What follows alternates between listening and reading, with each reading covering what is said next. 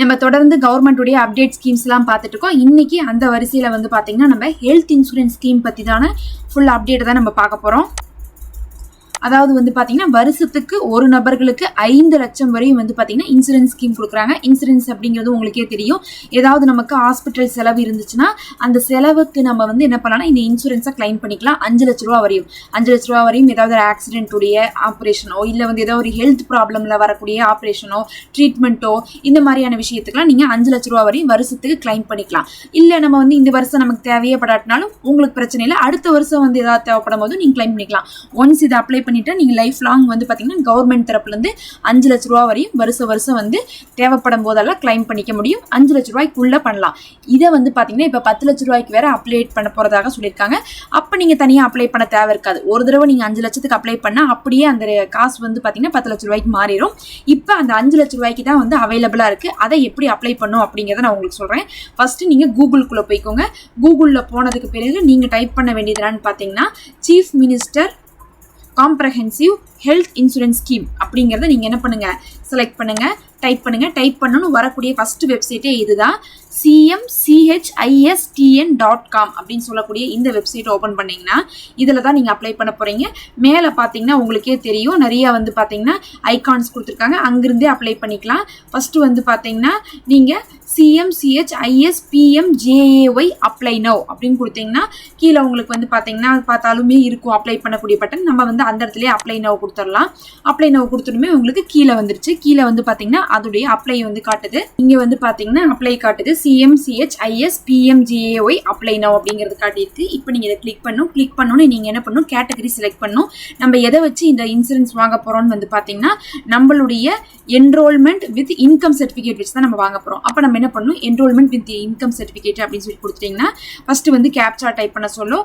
Captcha நீங்கள் type பண்ணிடணும். Type பண்ணதுக்கு பிறகு வந்து பார்த்தீங்கன்னா இப்போ நான் வந்து அப்ளை பண்ண போகிறதில்ல, ஏன்னா இதுக்கு வந்து சப்மிட் பண்ணக்கூடிய டாக்குமெண்ட்ஸ் எங்கிட்ட இல்லை. அதனால வந்து இப்போ நான் வந்து அப்ளை பண்ணல. நான் உங்களுக்கு தகவல் மட்டும் சொல்கிறேன்.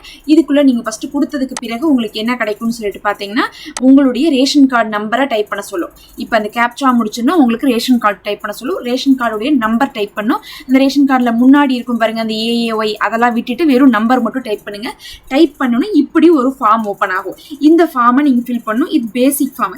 இந்த ஃபார்மில் என்னென்னலாம் கேட்டிருக்காங்கன்னு பார்த்தீங்கன்னா இது ஃபில் பண்ணுறதுக்கு உங்களுக்கு எந்த ஒரு இது தேவையில்லை. உங்களுக்கு தெரிஞ்ச தகவல் வச்சே பண்ணிடலாம்.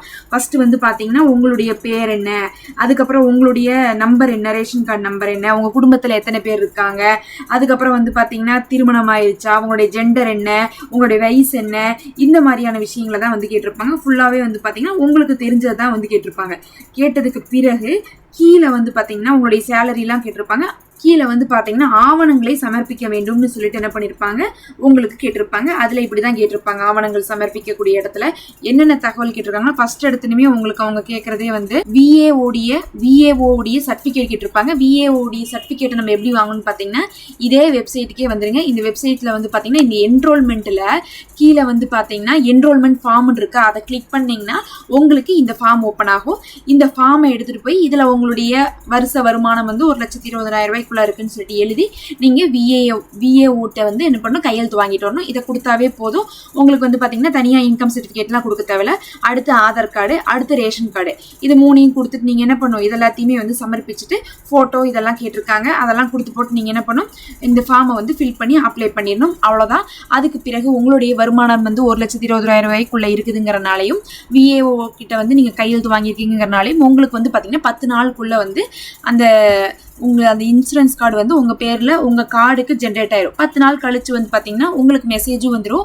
நீங்கள் கண்டுபிடிச்சிக்கலாம். அது இல்லாமல் நீங்கள் என்ன பண்ணலாம், செக் பண்ணியும் பார்க்கலாம்.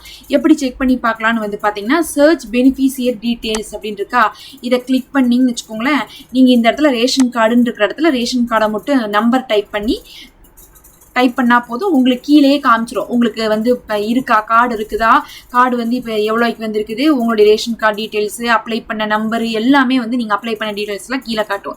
இல்லை நான் போன தடவை ஆட்சியிலேயே நான் அப்ளை பண்ணி வச்சுருக்கேன் அப்படின்ட்டா உங்களுக்கு சந்தேகம் இருந்தால் ஃபஸ்ட்டு நீங்கள் அப்ளை பண்ணுறதுக்கு முன்னாடி இந்த இடத்துல அந்த பெனிஃபிஷியர் டீட்டெயில்ஸ் இருக்குல்ல அந்த இடத்துல போய் ரேஷன் கார்டு நம்பர் மட்டும் உங்கள் ரேஷன் கார்டு நம்பரை டைப் பண்ணுங்கள். உங்கள்கிட்ட ஏற்கனவே கார்டு இருக்கா இல்லையான்னு காமிச்சிடும். இல்லைன்னா இப்போ பண்ணுங்கள், இருந்துச்சுன்னா விட்டுருங்க. ஆல்ரெடி வந்து இல்லாதவங்க இப்போ பண்ணுனா 10 நாள் கழிச்சு இந்த இடத்துல செக் பண்ணி பாருங்க, உங்களுக்கு என்ன பண்ணும் டீட்டெயில்ஸ் வந்துடும். இது வந்து பார்த்தீங்கன்னா ரொம்பவே யூஸ்ஃபுல்லாக இருக்கும். நீங்கள் கண்டிப்பாக வந்து செஞ்சு வச்சுக்கோங்க, உங்களுக்கு ஹாஸ்பிட்டல் செலவுக்கு தேவைப்படுறதா இருக்கும்.